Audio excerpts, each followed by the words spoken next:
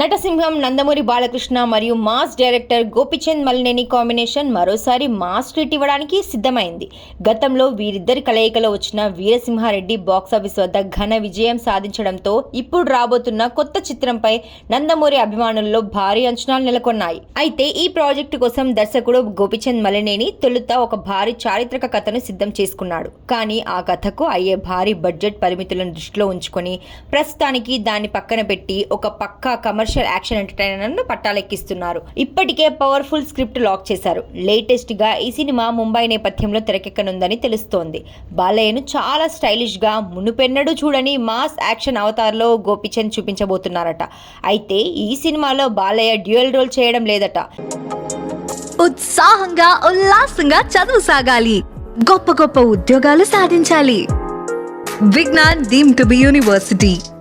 Single role అయినప్పటికీ ఆ పాత్రలో ఉండే ఇంటెన్సిటీ మరియు డైలాగ్ పవర్ అభిమానులకు పూనకాలు తెప్పించేలా ఉంటుందని చిత్ర యూనిట్ ధీమా వ్యక్తం చేస్తోంది. ప్రస్తుతం ఈ చిత్రానికి సంబంధించిన ప్రీ ప్రొడక్షన్ పనులు శరవేగంగా జరుగుతున్నాయి. అన్ని హంగులు పూర్తి చేసుకుని మార్చి మొదటి వారం నుండి రెగ్యులర్ షూటింగ్ ను ప్రారంభించనున్నారు. అత్యున్నత సాంకేతిక విలువలతో రూపొందనున్న ఈ చిత్రం కోసం ముంబైలో భారీ సెట్లను కూడా సిద్ధం చేస్తున్నట్లు సమాచారం.